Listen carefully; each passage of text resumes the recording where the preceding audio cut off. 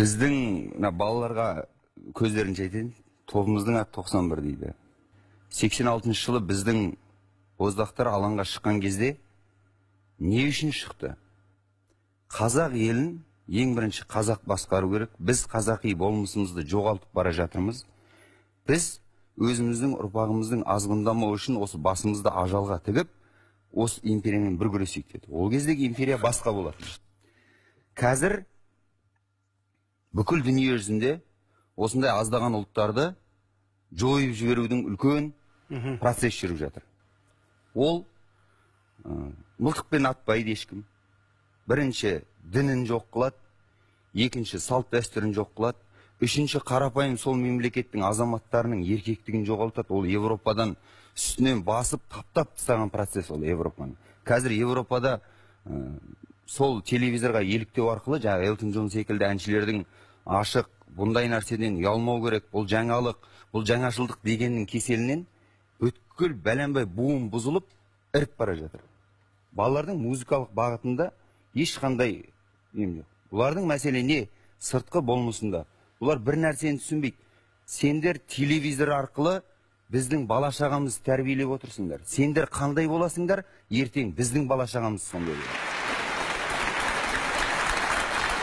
Ол бірінші нәрсе. Екінші, бұл әлемде жоқ нәрсе болса бір жөнді. Түсінетін едім. Әлемде жоқ, біз жаңалық ойлап таптық десе. Бұл Кореяның группалары тізесін шығарып тастаған стиль. Осылай шашын бояп, жігіттердің өзінен бір-ақ нәрсе сұрағым келеді. Мен әкемнің әскерде түскен суреті бар былайынан. Мақтанып көрсетем. Мынау менің әкем деймін. Ертең сендердің балаларың болады. Мынау менің әкем деп көрсеткен кезде осындай түрлерін көрсетем.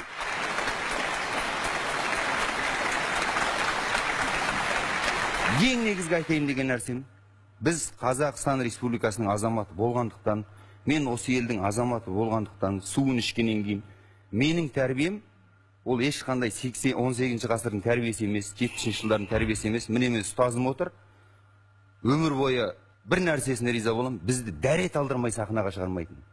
Кезінде бала кезде біз де түсінген жоқпыз. Немнес апай ұрса береді, сахнаға дұрыстап шығыңдар, жуынып шығыңдар. Ол кезде біз түсінбейтінбіз бір ұрпақ тәрбиелеп жатқанымыз. Қазір қорқамыз. Біреу баласына келіп, мен балам сенің кесіріңнен осындай болды деп айтпас екен. Көрдіңіз ба? Сіздер мен мүлдем түсінбей отырсыздар. Мен сіздердің музыкалық бағыттарыңызды айтып отырған жоқпын. Еркек әйелге ұқсаса, әйел еркекке ұқсаса, оған Алланың лағынеті болсын дейді. Ол мен айтқан жоқпын, пайғамбар саллаллаху алейхи ва саллям. Бұл біріншіден. Екіншіден, мен сіздерге шапан ки деп отырған жоқпын.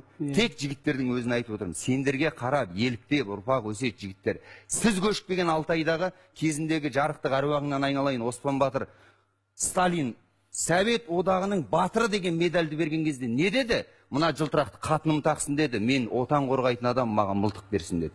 Міне осындай болмыста біз тәуелсіздігіміз енді буыны қатпай жатқан кезде не отан қорғай алмайтын, боянатын, жаңағы секір билегеніне мәз болатын ішкі эмоциямыз солай шығарамыз. Бұл біздің өмір сүруіміздің бағыты, ондайды барлығы айтады.